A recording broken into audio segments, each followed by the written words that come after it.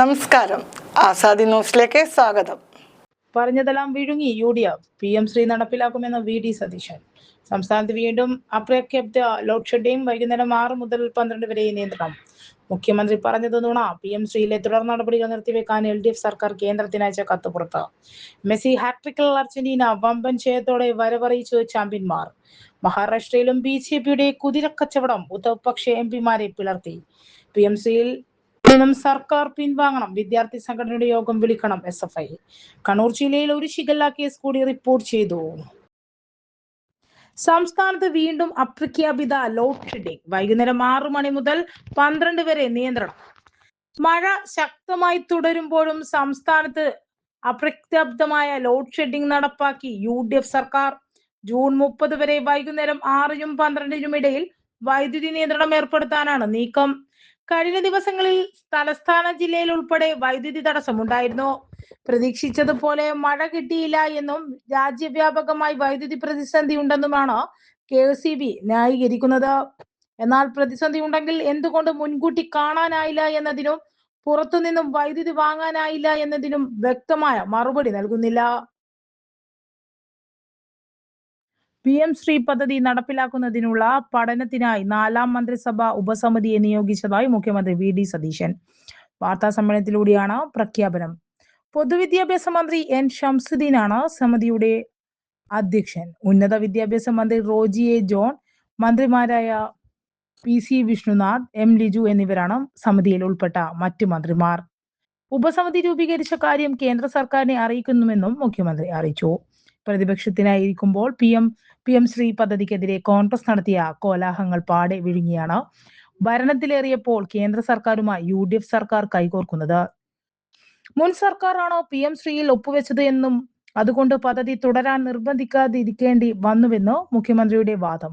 PM Shri പദ്ധതിക്ക് മുൻ സർക്കാർ കേന്ദ്ര ഫണ്ട് വാങ്ങിയെന്നും VD സതീശൻ ആവർത്തിക്കുന്നു. എന്നാൽ ഈ വാദത്തെ നേരത്തെ കേന്ദ്ര വിദ്യാഭ്യാസ മന്ത്രാലയത്തിന്റെ രേഖകൾ പൊളിച്ചിരുന്നു. മാർച്ച് 27 നടന്ന പ്രൊജക്ട് അപ്രൂവൽ ബോർഡ് യോഗത്തിന്റെ മിനിറ്റിലാണ് കേന്ദ്ര സർക്കാർ നൽകിയ 99 കോടി രൂപ സമഗ്ര ശിക്ഷ കേരള പദ്ധതിക്ക് സംസ്ഥാനത്തുള്ള വിഹിതമാണെന്ന് വ്യക്തമാക്കുന്നത്. ദേശീയ വിദ്യാഭ്യാസ നയം നടപ്പിലാക്കുന്നത് ഫണ്ട് നേടിയെടുക്കുക മാത്രമാണ് ലക്ഷ്യമെന്നും അന്നത്തെ സർക്കാർ ഉറപ്പ് പറയുകയും ചെയ്തു. പദ്ധതി നടപ്പാക്കില്ലെന്ന് കേന്ദ്രത്തെയും രേഖാമൂലം അറിയിച്ചു.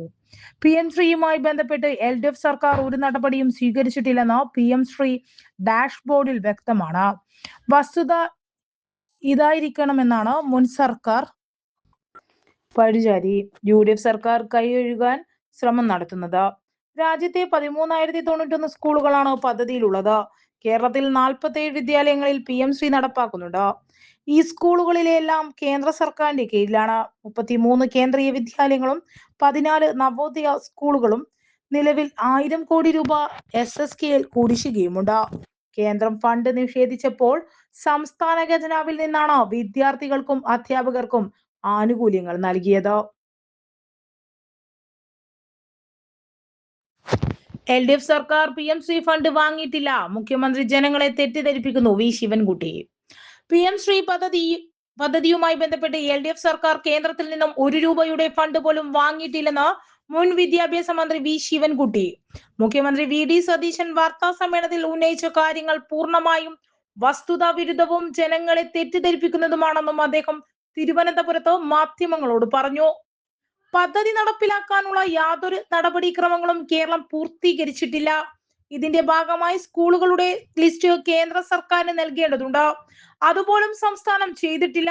കേരളത്തിലെ പൊതുവിദ്യാഭ്യാസ രംഗത്ത് PM ശ്രീയിൽ പറയുന്ന കാര്യങ്ങൾ നടപ്പിലാക്കേണ്ട യാതൊരു സാഹചര്യവും നിലവിലില്ലെന്നും പദ്ധതി നടപ്പിലാക്കാൻ ഇടതുപക്ഷ സർക്കാർ തീരുമാനിച്ചിട്ടില്ലെന്നും ശിവൻകുട്ടി വ്യക്തമാക്കി.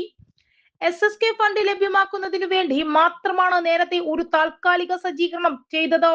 എന്നാൽ പദ്ധതി നടപ്പാക്കുന്നത് സംബന്ധിച്ച് തർക്കമുണ്ടായതിനെ തുടർന്ന് ഒപ്പുവെച്ച കരാറിൽ നിന്നും പിൻവാങ്ങിയതായും നടപടികൾ താൽക്കാലികമായി നിർത്തിവെച്ചതായും കേന്ദ്രത്തെ അറിയിച്ചിരുന്നു. തുടർ നടപടികൾ തീരുമാനമെടുക്കാൻ മന്ത്രിസഭാ ഉപസമിതിയെ ചുമതലപ്പെടുത്തിയ കാര്യം കാണിച്ചു LDF സർക്കാർ കേന്ദ്രത്തിന് കത്ത് നൽകിയതായും അദ്ദേഹം കൂട്ടിച്ചേർത്തു. വിദ്യാഭ്യാസ അവകാശ നിയമപ്രകാരം SSK ഫണ്ട് കേരളത്തിന് ഉറപ്പായും നൽകേണ്ടതാണ്. എന്നാൽ കേന്ദ്ര സർക്കാർ അവരുടെ രാഷ്ട്രീയം വെച്ചുകൊണ്ട് കേരളത്തിലെ LDF സർക്കാരിനോടുള്ള രാഷ്ട്രീയ വൈരാഗ്യം തീർക്കാൻ ഈ ഫണ്ട് തടഞ്ഞു വെക്കുകയുണ്ടായത്. PM ശ്രീ നടപ്പിലാക്കുന്നില്ല എന്ന ഒറ്റ കാരണം പറഞ്ഞാണ് കേന്ദ്രം ഫണ്ട് നൽകാതിരുന്നത്. അല്ലാതെ PM ശ്രീയുടെ പേരിൽ കേരളം ഫണ്ട് കൈപ്പറ്റിയിട്ടില്ലെന്നും VD സതീശന്റെ വാദങ്ങൾ അടിസ്ഥാനരഹിതമാണെന്നും V ശിവൻകുട്ടി വ്യക്തമാക്കി. പദ്ധതിയെക്കുറിച്ച് പഠിക്കാനായി അന്നത്തെ വിദ്യാഭ്യാസ മന്ത്രിയായ തന്റെ ചെയർമാൻഷിപ്പിൽ ഒരു മന്ത്രിസഭാ ഉപസമിതിയെ നിയോഗിച്ചിരുന്നുവെന്ന് V ശിവൻകുട്ടി വ്യക്തമാക്കി. എന്നാൽ ഈ കമ്മിറ്റി പിന്നീടും യോഗം ചേരുകയോ തുടർ നടപടികൾ സ്വീകരിക്കുകയോ ചെയ്തിട്ടില്ലെന്നും അദ്ദേഹം പറഞ്ഞു. നിലവിലെ UDF സർക്കാർ ഇപ്പോൾ നിയോഗിച്ചിട്ടുള്ള ഉപസമിതി ജനങ്ങളെ പറ്റിക്കുന്നതിനും കേന്ദ്ര സർക്കാരുമായി ഉണ്ടാക്കിയിട്ടുള്ള അഡ്ജസ്റ്റ്മെന്റിന്റെ ഭാഗവുമാണ്. PM ശ്രീ, ലേബർ കോഡ് പോലെയുള്ള ജനവിരുദ്ധ ജനദ്രോഹ കേന്ദ്ര പദ്ധതികൾ കേരളത്തിൽ നടപ്പിലാക്കാനാണ് UDF സർക്കാർ ഒരുങ്ങുന്നത്. ഇത്തരം പദ്ധതികൾ ഇവിടെ കൊണ്ടുവരുന്നതിനായുള്ള ഡീൽ മുഖ്യമന്ത്രി VD സതീശൻ BJPയുമായി ഒപ്പിട്ടു കഴിഞ്ഞതായും V ശിവൻകുട്ടി കൂട്ടിച്ചേർത്തു. മെസ്സി ഹാട്രിക്കിൽ അർജന്റീന, വമ്പൻ ജയത്തോടെ വരവറിയിച്ചു ചാമ്പ്യന്മാർ. ലോകം കാത്തിരുന്ന ആവേശ പോരാട്ടത്തിൽ വമ്പൻ ജയത്തോട് ലോകകപ്പിൽ വരവറിയിച്ചു ചാമ്പ്യന്മാരായ അർജന്റീന.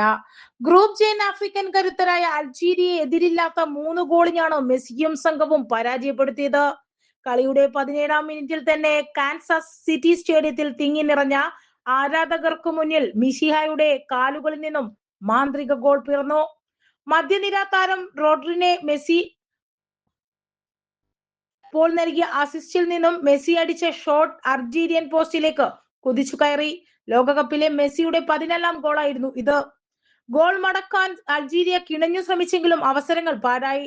കളി തുടങ്ങി 5-ാം മിനിറ്റിൽ തന്നെ മെസ്സി അർജീരിയയിൽ ഗോൾ വല കുലുക്കിയെങ്കിലും ഓഫ് സൈഡ് കരുക്കിൽപ്പെട്ടു. 8-ാം മിനിറ്റിൽ അൾജീരിയൻ താരം ഫാരിസ് ജബ്രി അർജന്റീനയുടെ വല കുലുക്കിയെങ്കിലും അതും ഓഫ് സൈഡ് വിധിച്ചു. പിന്നാലെ നിരന്തരം അൾജീരിയ ഗോൾ അടിക്കാൻ ശ്രമിച്ചെങ്കിലും അവസരങ്ങൾ പാഴായി. 2-ാം പകുതിയിൽ അർജന്റീനയുടെ ഗോൾ ശ്രമം അൾജീരിയൻ കീപ്പർ സിദ്ധാൻ തടഞ്ഞു. 60-ാം മിനിറ്റിൽ മെസ്സി രണ്ടാമതും അൾജീരിയൻ ഗോൾ വല കുലുക്കി.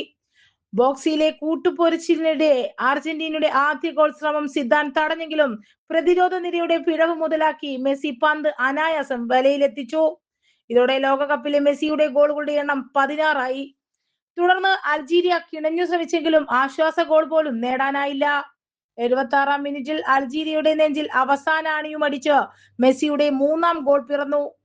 ശേഷിക്കുന്ന സമയവും ഒരു ഗോളെങ്കിലും മടക്കാൻ അൾജീരിയ കിണഞ്ഞു ശ്രമിച്ചെങ്കിലും സാധിച്ചില്ല. മുഖ്യമന്ത്രി പറഞ്ഞത് നുണ. PM ശ്രീയിലെ തുടർ നടപടികൾ നിർത്തിവെക്കാൻ LDF സർക്കാർ കേന്ദ്രത്തിന് അയച്ച കത്ത് പുറത്ത്. PM ശ്രീ പദ്ധതിയുടെ പേരിൽ LDF സർക്കാരിനെതിരെ മുഖ്യമന്ത്രി VD സതീശൻ ഉന്നയിച്ച ആരോപണങ്ങൾ വ്യാജം.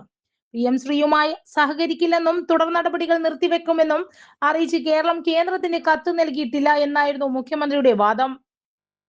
എന്നാൽ കഴിഞ്ഞ വർഷം നവംബർ 12-ന് തന്നെ ഇക്കാര്യം കാണിച്ച് മുൻ ഉന്നത വിദ്യാഭ്യാസ വകുപ്പ് സെക്രട്ടറി K വാസുകി കേന്ദ്രത്തിന് കത്ത് കൈമാറിയിരുന്നു.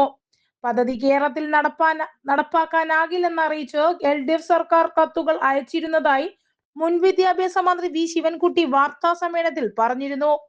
കഴിഞ്ഞ വർഷം നവംബർ 12-ന് പദ്ധതി നടപ്പിലാക്കാനാകില്ലെന്ന് വ്യക്തമാക്കി K വാസുകി കേന്ദ്രത്തിന് അയച്ച കത്തിന്റെ കോപ്പി പുറത്തുവന്നു. ഇതോടെ മുഖ്യമന്ത്രിയുടെ കള്ളം പൊളിഞ്ഞു.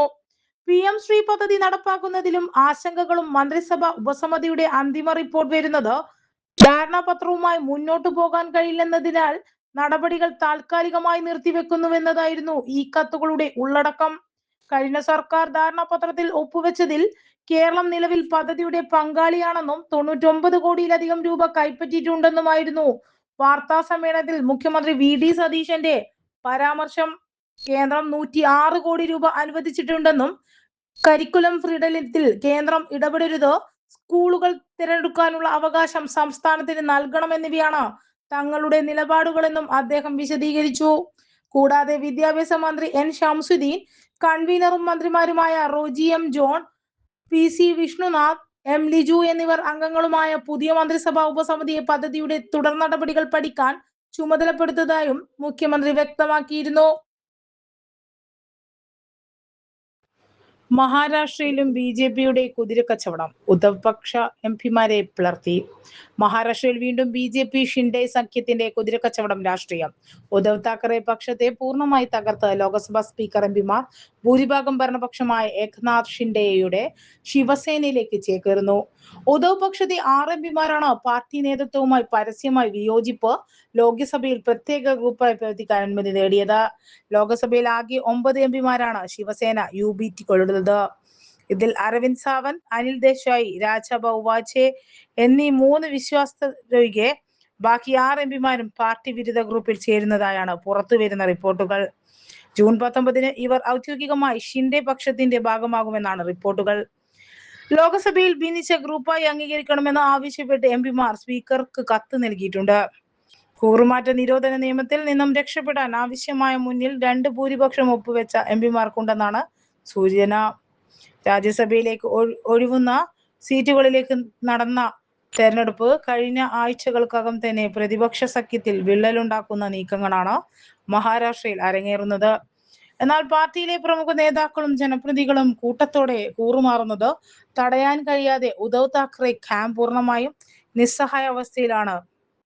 അധികാരവും പണക്കൊഴുപ്പും ഉപയോഗിച്ച് പ്രാദേശിക പാർട്ടികളെ വിഴുങ്ങുന്ന ബി.ജെ.പി ഷിൻഡെ സഖ്യത്തിന്റെ ജനാധിപത്യ വിരുദ്ധ നീക്കങ്ങൾക്കെതിരെ ലോക്സഭയ്ക്കും അകത്തും പുറത്തും ശക്തമായ പ്രതിഷേധം ഉയർത്താനാണ് താക്കറെ ക്യാമ്പിന്റെ പുറപ്പാട്. പശ്ചിമ ബംഗാളിൽ തൃണമൂൽ കോൺഗ്രസിനെ പിളർത്തിയപ്പോഴും ഇതേ തന്ത്രമാണ് BJP പ്രയോഗിച്ചത്.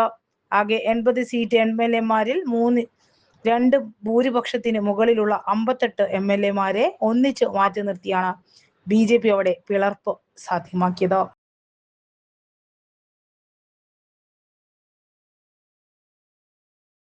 Self enumeration help desk തുടങ്ങി. സെൻസസ് 2027 സെൽഫ് എന്യൂമറേഷൻ നടത്തുന്നതിനായി കളക്ടറേറ്റിൽ സജ്ജീകരിച്ച ഹെൽപ്പ് ഡെസ്ക് ജില്ലാ കളക്ടർ പി. വിഷ്ണുരാജ് ഉദ്ഘാടനം ചെയ്തു. കളക്ടറേറ്റിൽ വിവിധ ജീവനക്കാർക്കും ഇതിന്റെ സേവനം ഉപയോഗപ്പെടുത്താം. ഉദ്ഘാടനത്തിൽ ADM ഇൻചാർജ് കെ. ബാലഗോപാൽ, ജില്ലാ information officer PP Vineesh, IT mission ജില്ലാ project manager CM Mithun Krishna, ജില്ലാ planning officer in charge Sudheesh, election deputy collector CBN തുടങ്ങിയവർ സംബന്ധിച്ചു. ജില്ലയിൽ ഒരു ഷിഗല്ല കേസ് കൂടി റിപ്പോർട്ട് ചെയ്തു. കണ്ണൂർ ജില്ലയിൽ ഒരു ഷിഗല്ല കേസ് കൂടി റിപ്പോർട്ട് ചെയ്തു. കൂത്തുപറമ്പ് മൂതിയാട്ടെ 62 വയസ്സുകാരിക്കാണ് പരിശോധനയിൽ രോഗം സ്ഥിരീകരിച്ചത്. വയറിളക്കം, മലത്തിലൂടെ കഫം, രക്തം പോകുക എന്നീ ലക്ഷണങ്ങൾ കണ്ടതിനെ തുടർന്ന് സ്വകാര്യ ആശുപത്രിയിൽ നടത്തിയ പരിശോധനയാണ് രോഗം സ്ഥിരീകരിച്ചത്. രോഗത്തിന്റെ ഉറവിടം ആരോഗ്യവകുപ്പ് അന്വേഷിച്ചു വരികയാണ്. ആരോഗ്യവകുപ്പ് മന്ത്രി K. മുരളീധരൻ വിളിച്ചു ചേർത്ത പകർച്ചവ്യാധി പ്രതിരോധ അവലോകന യോഗത്തിൽ ജില്ലാ കളക്ടർ DMO എന്നിവർ ജില്ലയിലെ സ്ഥിതി വിശദീകരിച്ചു. പനി, ആശുപത്രി സന്ദർശനം എന്നീ വേളകളിൽ മാസ്ക് ഉപയോഗിക്കാൻ പൊതുജനങ്ങളോടും ആരോഗ്യ പ്രവർത്തകരോടും നിർദ്ദേശിക്കണമെന്നും സ്കൂളുകൾ കേന്ദ്രീകരിച്ച് രോഗപ്രതിരോധ നടപടികൾ ഊർജിതമാക്കണമെന്നും മന്ത്രി നിർദ്ദേശിച്ചു. ഉത്സവകാലമായതിനാൽ കൊട്ടിയൂരിൽ ആവശ്യമായ ആരോഗ്യ സുരക്ഷാ മുൻകരുതലുകൾ സ്വീകരിക്കേണ്ടതുണ്ടെന്ന് ജില്ലാ കളക്ടർ യോഗത്തെ അറിയിച്ചു. ജില്ലയിലെ പകർച്ചവ്യാധി പ്രതിരോധ പ്രവർത്തനങ്ങളിലൂടെ അവലോകനവുമായി ബന്ധപ്പെട്ട് DMO ഡോക്ടർ KC സച്ചിന്റെ അധ്യക്ഷതയിൽ ജില്ലാതല സംയോജിത രോഗനിരീക്ഷണ സമിതി യോഗം ചേർന്നു. ആരോഗ്യവകുപ്പിലെ വിവിധ പ്രോഗ്രാം ഓഫീസർമാർ പങ്കെടുത്തു. ജില്ലയിലെ കഴിഞ്ഞ ആഴ്ച റിപ്പോർട്ട് ചെയ്ത രോഗങ്ങളെ കുറിച്ച് വിശദമായ വിലയിരുത്തൽ നടത്തി. പകർച്ചവ്യാധി പ്രതിരോധവുമായി ബന്ധപ്പെട്ട് മറ്റ് നിർദ്ദേശങ്ങൾ. ഡെങ്കിപ്പനി, എലിപ്പനി എന്നിവയ്ക്ക് കർശനമായ പ്രതിവാര നിരീക്ഷണ സംവിധാനം ഏർപ്പെടുത്തുകയും ഒപ്പം ഹെപ്പറ്റൈറ്റിസ് A കേസുകൾ കൃത്യമായി നിരീക്ഷിക്കുകയും ചെയ്യുക. എല്ലാ സ്കൂളുകളിലും കൈ കഴുകുന്നതിനും ശരിയായ സൗകര്യങ്ങളും ശുചിത്വ പരിപാടികളും ഉറപ്പാക്കുക. വെള്ളിയാഴ്ചകളിൽ സ്കൂളുകളിൽ ഡ്രൈ ഡേ ആചരിക്കുക. കൊതുക് നിരീക്ഷണത്തിനായി വീടുകൾ, സ്ഥാപനങ്ങൾ, പൊതു ഇടങ്ങൾ എന്നിവിടങ്ങളിൽ ആഴ്ചയിൽ ഒരിക്കൽ ഡ്രൈ ഡേ കർശനമായി ആചരിക്കുന്നുണ്ടെന്ന് ഉറപ്പാക്കുകയും നിരീക്ഷിക്കുകയും ചെയ്യുക. ശുചിത്വവും രോഗപ്രതിരോധവും സംബന്ധിച്ച് ജനങ്ങളുടെ പെരുമാറ്റത്തിൽ മാറ്റം വരുത്താൻ ലക്ഷ്യമിട്ടുള്ള ഊർജിതമായ ഇൻഫർമേഷൻ, എഡ്യൂക്കേഷൻ ആൻഡ് കമ്മ്യൂണിക്കേഷൻ ക്യാമ്പയിനുകൾ ആരംഭിക്കുക. PM-ശ്രീയിൽ നിന്നും സർക്കാർ പിൻവാങ്ങണം. വിദ്യാർത്ഥി സംഘങ്ങളുടെ യോഗം വിളിക്കണം. SFI. വിദ്യാഭ്യാസ മേഖലയെ വർഗീയവൽക്കരിക്കാനും ദേശീയ വിദ്യാഭ്യാസ നയം അടിച്ചേൽപ്പിക്കാനുമുള്ള കേന്ദ്രത്തിന്റെ ഗൂഢ പദ്ധതിയായ PM-ശ്രീയിൽ നിന്നും UDF സർക്കാർ പിൻവാങ്ങണമെന്ന് സംഘപരിവാർ പാഠഭാഗങ്ങൾ കേരളത്തിലെ സ്കൂളുകളിൽ പഠിപ്പിക്കാനുള്ള നീക്കമാണിത്. SSK ഫണ്ട് ലഭിക്കണമെന്നത് കേരളത്തിന്റെ ആവശ്യം തന്നെയാണ്. എന്നാൽ അത് PM ശ്രീ നടപ്പിലാക്കി കൊണ്ടുവരുന്നു. അതിന് മറ്റ് വഴികൾ തേടണമെന്നും SFI സംസ്ഥാന സെക്രട്ടറി PS സഞ്ജീവ് പറഞ്ഞു. കേന്ദ്ര പദ്ധതികളെ കണ്ണടച്ച് എതിർക്കുക എന്നതുമല്ല SFI നിലപാട്. കേരളത്തിന് ലഭിക്കേണ്ട ആനുകൂല്യങ്ങൾ നമ്മുടെ അവകാശവുമാണ്. എന്നാൽ PM ശ്രീ ഒപ്പിട്ടാൽ മാത്രമേ SSK ഫണ്ട് നൽകൂ എന്ന കേന്ദ്ര നിലപാട് അംഗീകരിക്കാൻ കഴിയില്ല. അത് വിദ്യാഭ്യാസത്തിന്റെ വർഗീയവൽക്കരണത്തിലേക്ക് നയിക്കും. ഇതാണ് ഇപ്പോൾ VD സതീശൻ സർക്കാർ നടപ്പിലാക്കാൻ ശ്രമിക്കുന്നത്. SSK പണം വാങ്ങിയെടുക്കാൻ യോജിച്ചുള്ള പോരാട്ടത്തിനും SFI തയ്യാറാണ്. UDF-നെ പോലെ സർവത്തിനെയും എതിർക്കുക നിലപാടുമല്ല SFIക്കുള്ളത്. പക്ഷേ PM ശ്രീ അത് അറബിക്കടലിൽ തന്നെ കിടക്കണം.